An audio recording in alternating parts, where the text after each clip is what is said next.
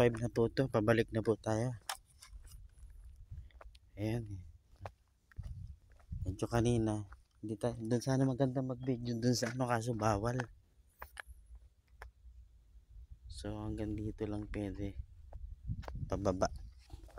So pagbababa sa medyo. Ayan.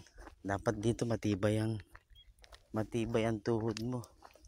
Kasi hindi dire-diretso ka dito. Ayan guys, alas 9 na ng umaga.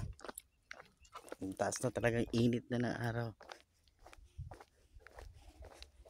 So itong video na ito is part 5 na. Pabalik na ako, pauwi na. So mamadali rin tayo dahil magbubukas pa tayo ng shop.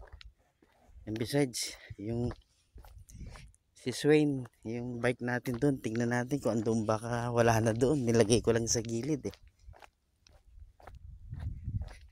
Sana wala magbiro sa atin na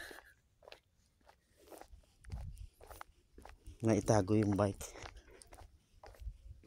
Ayan, napakatarig po nito mga guys. Ayan. Ang daming puro pababa.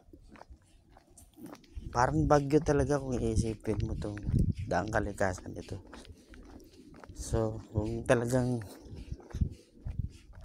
matindi talaga ang tuhod mo sa pagbabike, eh talagang ito yung endurance na sinasabi na palakasan talaga ng tuhod, basagan ng tuhod. Kasi mula sa baba ilang kilometer yan, puro paakyat hanggang marating mo yung dulo.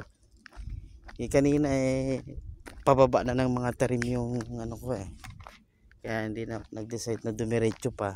May tulay pa daw doon kaso malayo pa raw. Mag-alas 9 na guys, magbubukas pa tayo ng shop. Saka isa pa, grabe init. Nandito ka sa taas ng bundok, wala pa naman akong dalang tubig, nakalimutan ko sa baba.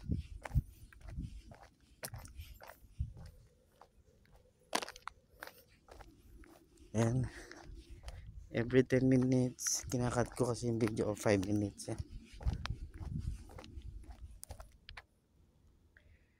every 2 minutes or 3 minutes kinakat ko yung video kasi nakakatakot talaga. May mga nagsulubong ako mga truck.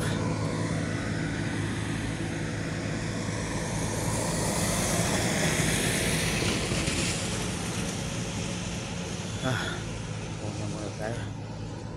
So mataas yun.